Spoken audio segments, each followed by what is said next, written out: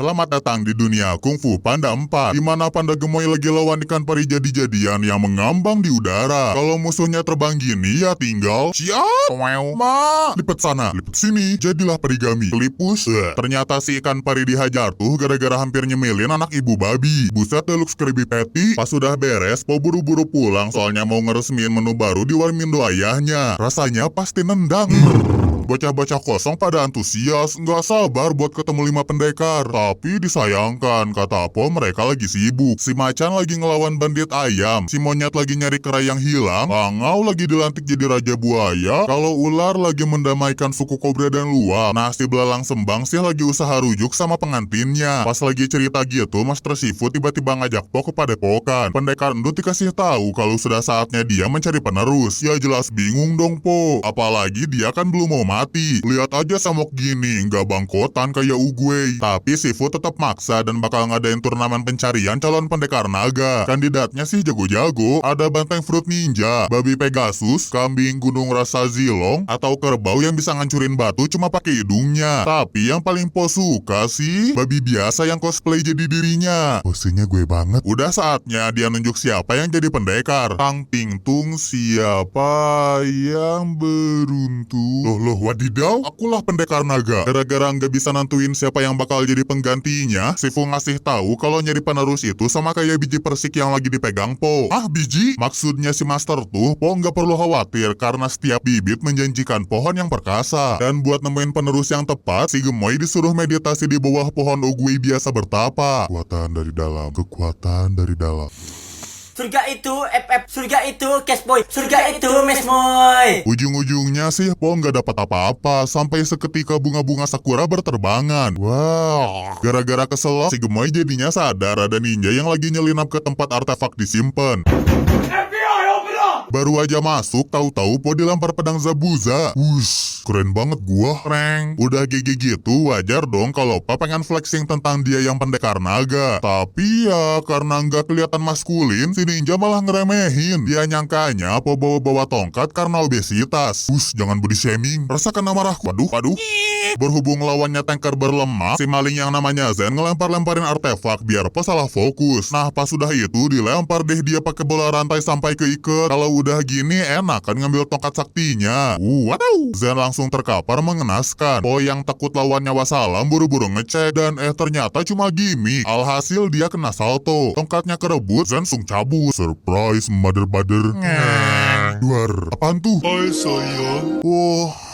Pas sudah ketangkep, Po langsung sombong dong dan sekali lagi ngasih tahu, akulah sang pendekar naga. Abis itu Zen dikandangin buat dikirim ke penjara.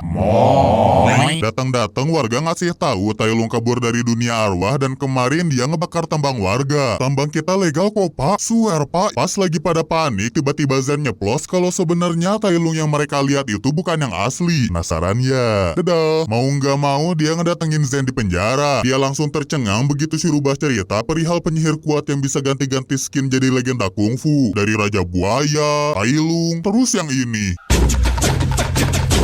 Pokoknya si Bunglon punya banyak varian rasa, makanya Po nggak mungkin bisa nemuin dia. Filmnya tamat dong, nggak gitu BG kan ada gua. Akhirnya Zen dibebasin dan bakal ngebawa Po ke kota yang namanya Juniper. Tapi berhubung mereka harus nyebrang laut, si pendekar diajak ketemu sama kapten kapal di kedai. Selamat datang. Bush. Oh my god. Aduk yang bener cok. Di warung ramah kelinci, Po langsung ketemu sama kapten kapal. Sementara Zen sih mau main mahjong dulu, yang ternyata Anita Maxwin bos. Ibu babi pemilik warung curiga dong, nuduh si rubah curang, tapi nggak ada buktinya juga. Ketahuannya nanti pas Zen disenggol Po sampai-sampai luber. Langsung aja pemilik warung nyuruh anak buahnya nangkep mereka dan Po tinggal Samba. BTW ini warungnya di atas tebing jir. Dikala Po sibuk hantem lempar, si Swiper malah sibuk nyuri. Ya walau ujung-ujungnya perbuatan tercela itu bisa dicegah sama Panda Budiman. Habis itu Po ngecas tongkatnya, muter-muter dan langsung Hai, silau. Kroco-kroco tumbeng yang sekarang tinggal sisa ini mah cetek. Fatality. Untung Po punya spring bed lemak. Mereka juga mendarat tepat di kapal SS Regar si kapten. Yang kalau gini ya tinggal cabut Pak.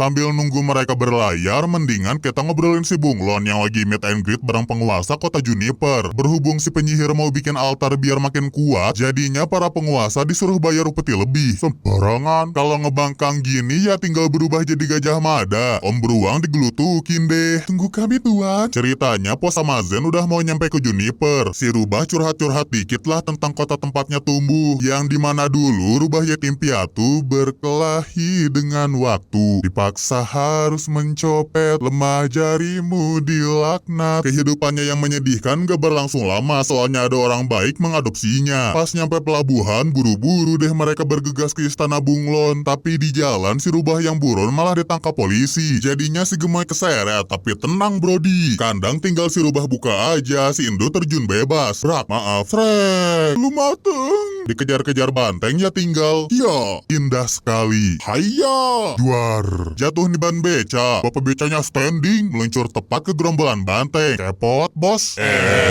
Mereka lanjut dikejar, masuk ke ganggang. Tikit. Pecah bayar anjing. Ujung-ujungnya sih mereka ke pojok. Si Gemoy panik. Zen main kendang. Ding ding pa ding ding. Kebuka deh pintu rahasia. Lari ke sini pak. Mereka bukan cuman masuk ke sembarang ruang rahasia. Diceritain sama Zen kalau ini tuh kotanya para kriminal dan organisasi dunia gelap. Tempatnya nggak sengeri yang dibayangin kok. Buktinya po ketemu kelinci-kelinci emas. Ih lucu.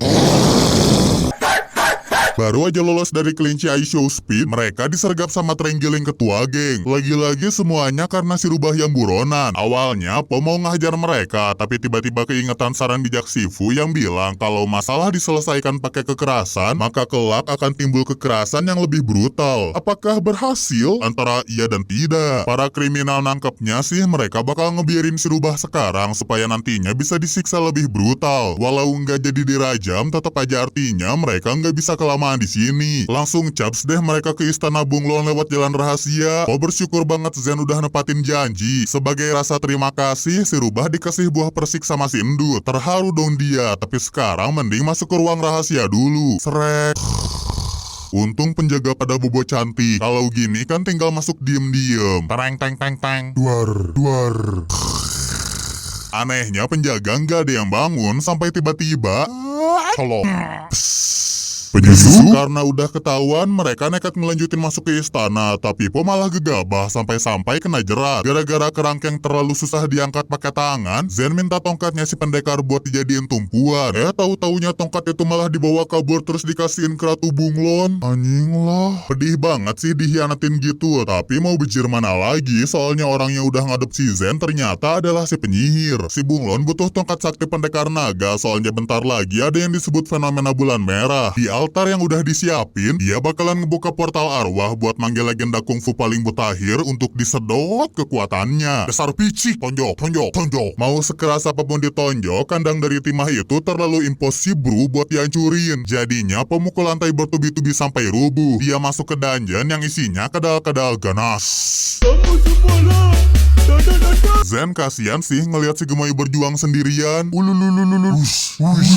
Si pendekar berhasil keluar, tapi ini aduh, ada dua kadal lagi yang saling sorry ye. Po kaget pas tiba-tiba disamperin si Rubah yang mau ngembaliin tongkat. Sebenarnya ini cuma tipe muslihat si Ratu. Zen yang asli sempet nyegah, tapi Po kena tendang duluan dan jatuh ke jurang. Si Rubah nyesel sekaligus nggak nyangka perbuatannya ngebuat temannya berakhir tragis. Padahal kalau dicari-cari, Po ternyata nyangkut di batang pohon. Udah susah nahan badan sendiri, taunya ketemu kadal tadi. Bisa nanti nggak cantik? Si kadal terus gelantungan ngebuat batang kendor, tapi tiba-tiba plak. Bukan Bapak Bebek aja yang ada di situ. Bapak Panda juga ikut ngebantuin. Dijelasin lah mereka ada di sini itu gara-gara ayah angkat dapat firasat buruk dan mau nyegah Po ngelawan si penyihir. Mau segimana dibujuk juga, tetap aja si pendekar naga nggak boleh mundur dari medan pertempuran. Apalagi di dalam istana, si Ratu udah makin dekat sama tujuannya. Di bawah rembulan bulan merah, dia ngebuka portal arwah. Legenda kungfu yang pertama dipanggil panggil adalah Tai Lung. Gua lagi bing chilling. Si pendekar paling kuat nggak terimalah disaman saya anak jidat gitu. Toyor, tendang, gaplok, otok, cicak-cicak di dinding. Hop, sekali hap kekuatan si Macan Sung hilang dan sekarang giliran si penyihir yang aku puntur Tai Lung sampai gol. Nggak puas dapat satu hero aja, si penyihir manggil para fighter dan mukbang brutal. Hop, aduh kecolok. Hop, hop, hop, hop. Di luar istana, Bapak KW dan Ayah Ori masih ngebujuk Po buat pulang. Bukan cuma mereka aja. Zen yang kaget ketemu teman gemoynya ikutan nyegah. Katanya sih mustahil pendekar ngalahin Ratu Bunglon sendirian. Tapi mau gimana lagi? Tekad si Indut udah bulat. Badannya juga sih. Zen yang gak mau ngeliat temannya berjuang sendirian terus ngajak Ayah Bebek sama Bapak Panda ke dunia bawah tanah. Dia ngebujuk bos Strangling dan penjahat lain supaya nyerang istana dengan dalih Ratu Bunglon telah menindas mereka dengan menaikkan uang upeti. Reformasi. Kekerasan. Di gerbang utama, Po nekat nih mau nyelinap masuk walau banyak kadalnya. Dasar kadal bintit. Pas dah di dalam, dia kaget ngelihat banyak musuh lamanya di kerangkeng. Mulai dari Jenderal Kai Kung Fu Panda 3, Lord Sen Kung Fu Panda 2, dan yang paling shock sih pas ngelihat Kak Bagas, bukan gua Asnawi. Oh BTW di luar istana sebenarnya geng bawah tanah lagi gelut sama Kopasdal. Berkat mereka, Po jadinya bisa berhadapan sama Ratu Bunglon tanpa harus diganggu kroco-kroco. Berhubung mukbang hero udah kelar, si penyihir ngembaliin tongkat si pendekar dan sekarang waktunya Kung Po Panda beraksi. Si Ratu terus ngubah wujudnya, tapi karena mereka musuh Po dulu, jadinya nggak susah amat sih ngelawannya. Tetep ya jangan ngeremehin sosok satu ini. Sekali totok si pendekar naga langsung gak berdaya. Peng. Mereka belum bisa lega soalnya si penyihir kombinasiin semua hero biar bisa berubah jadi naga berbadan ular, ekornya kalajengking, tanduk banteng Jenderal Kai, sama sayap merak ala Lord Sen. Si rubah langsung digondol dan Po yang takut temannya terluka langsung aja Itakimo yip yip, mayday mayday mayday. Udah beres jadi naganya, sekarang si Bunglon niru wujud pendekar naga, Shinra Tensei. Duar. Adu buncit berakhir seri pemirsa. Meski begitu, Po versi Bunglon lebih GG soalnya lihat aja nih lidahnya bisa ngelel panjang si Gemoidi. Boing, boing. Bukan cuma itu aja, Po KW Super bisa hambur. Dilemparin deh tuh pecahan jeruji besi sampai ujung-ujungnya si Endut ke kerangkeng. Po yang gak bisa keluar ngasihin tongkatnya dan nyuruh Zen ngelawan si Ratu. Karena si Rubah nggak pede, senjata sakti malah dijadiin pentungan biasa. Kalau gini terus ya si penyihir bisa dengan mudah ngalahin si Rubah. Tapi seketika dia muterin tongkatnya ngikutin gaya Po sampai keluar, aduh lemes. Po yang dari tadi pura-pura ke penjara ngasih selamat deh atas kemenangan Zen. Tapi itu masih bisa lari. Wish, pentung. Wah! Kali ini si Ratu benar-benar KO dan semua jurus yang udah dimukbang balik lagi ke pemiliknya. Semua legenda kungfu pada nyamperin si Gemoy, cuman kok posenya kayak mau ngajak gelut. Ya Po pasrah kalau dikeroyok banyak gini. Taunya mereka cuman mau terima kasih dan minta dikembaliin ke dunia arwah. Dibukain deh portalnya sama pendekar naga sehingga mereka... Oh my god!